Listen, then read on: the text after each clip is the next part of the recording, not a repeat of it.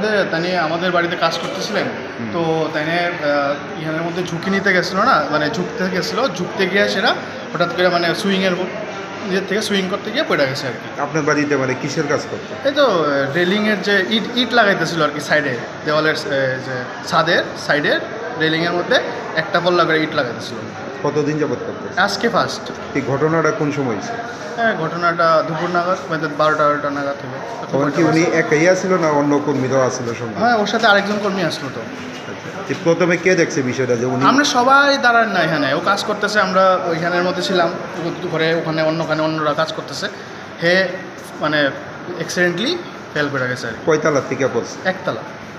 আপনারা প্রথমে কোন হাসপাতাল নিয়েছেন? আমরা প্রথমে উদয়পুর হসপিটালে এনেছি, তারপর ওখান থেকে মানে ওই ডিস্ট্রিক্ট হসপিটালে দিল।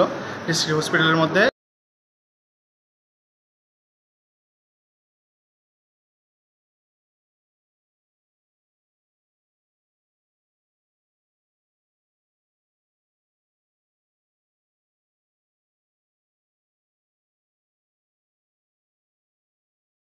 কিন্তু হয়তো বা আমাদের এলাকায় মেবি থাকে, জানি না, ওটা শিওর না।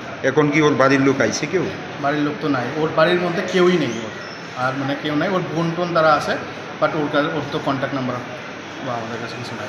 আপনার বাড়িতে কাজ করতো? আমাদের বাড়িতে আজকে কাজ করছে, ও যার আন্ডারে কাজ করে, দুলাল পাল নাম আমাদের ওখানে যে ইয়ে করে আর কি, যে শ্রমিক পাঠায়। তো ওর এখান থেকে আমার বাড়ি শ্রমিকে গেছে। আজকে কতজন শ্রমিক পাঠাইছে? আজকে ফার্স্ট 2জন শ্রমিক পাঠিয়েছে। আপনার নাম কি? আমার নাম অঙ্কন দাস। ঘটনাটা কোন জায়গায় দিয়েছে? উদয়পুর ডাকবাংলা রোড।